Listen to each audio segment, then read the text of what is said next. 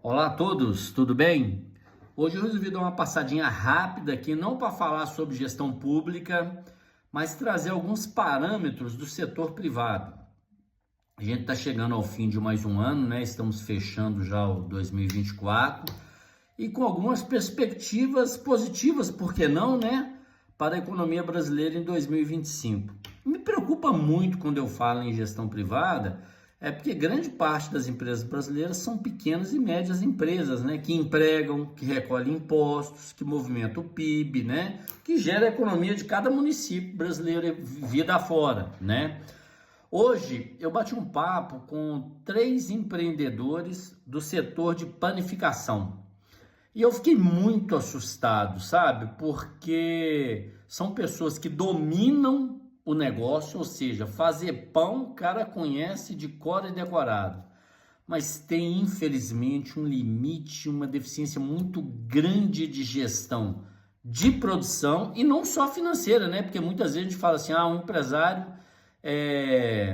conhece do que faz. Conhece, fazer pão é com ele, ser criativo em bolos, em coisas novas, em carro-chefe de trazer novos clientes para o seu negócio e aumentar as vendas, não tenham dúvida disso.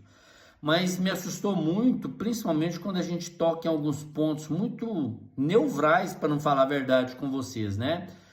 Por exemplo, fluxo de caixa, recebimento e pagamento, altamente deficiente em termos de conhecimento e prática. Utilização de capital, capital próprio, capital de terceiro, também. Não existe um conhecimento muito claro que as linhas de crédito para captação de alavancagens financeiras, a gente tem linhas específicas para os objetos específicos, né?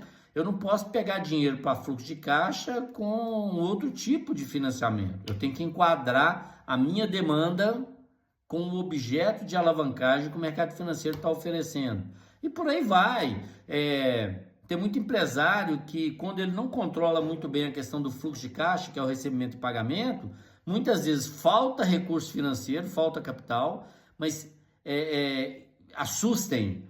Tem casos que sobra recurso próprio em um determinado período de dias, né, de faixa etária de tempo, e esse dinheiro não é aplicado, não é remunerado. Se você fizer um levantamento rápido do registro contábil desse empresário, você vai ver que ele não tem aplicação financeira efetiva, mas a sobra do recurso aconteceu, né? Então eu resolvi a partir de hoje também trazer alguns cases e algumas coisas que podem ajudar. Indiferente disso, pequeno e médio empresário, se você conhece alguém que tem essa atividade de panificação, de mercearia, o cara pequeno, a gente tem que ajudar o pequeno.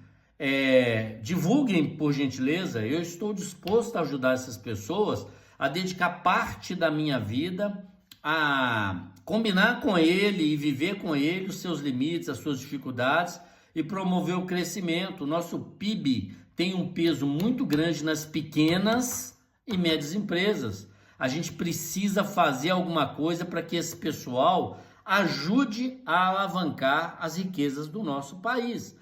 E eles são muitos no país, conhecem muito.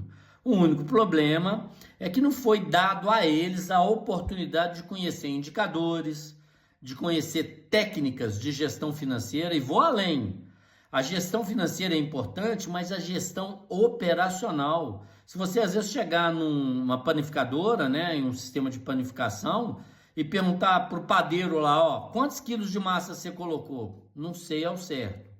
Depois que girar aí e fizer o pão, quantos pães isso vai gerar? Mais ou menos 100. Você vai fazer a onda lá, dá 120, 130. E depois de assado, quantos pães se perdem, né? Que ele não vai vender pelo preço normal. Não tem ideia. Então não existe aquilo que a gente chama de mensuração da produção. Então é aí que eu falo. A gestão de uma empresa não passa única e exclusivamente pela visão financeira, e sim pela gestão de produção aliada à financeira, né? Então isso tem que ser tomado muito cuidado. Para você ter uma ideia, tem empresário que não tem o conceito correto de perda de produção, né? A gente sabe que em qualquer atividade econômica, durante o processo de fabricação, nós temos uma coisa chamada perda normal e perda anormal. A perda normal é quando, por exemplo, você faz, vamos no exemplo da panificação para ficar mais claro, né, com o tema que a gente está tratando. Quando eu ponho o pão no forno para assar, seja ele elétrico, a gás ou a lenha, o que for, quando você tira do forno, tem alguns que estão meio tortos, meio virados. Esse pão, comercialmente falando, não serve. Então, ele é uma perda de processo. Quando eu colocar no forno, 1, 2, 3 ou não sei quantos vão saírem deformados, que não é um pão que quando eu ponho lá para o nosso cliente escolher e levar, ele não vai pegar. Então ele é vendido, que a gente chama popularmente falando, de pão dormido, apesar dele não estar dormido, mas ele é vendido como pão dormido num preço bem menor. E o cliente coloca no preço de venda essa perda normal? Em alguns casos que eu conversei, não, ele não coloca. E pasmem, sabe o que o empresário faz? Ele se baliza no seu concorrente para colocar o preço do quilo do pão. Que ele não é certo fazer isso, né? O preço do pão dele, dependendo do controle, da produtividade, do acompanhamento e do profissionalismo da sua equipe, pode ficar, em termos de custo de produção, bem menor que o do concorrente. É aquilo que eu sempre digo.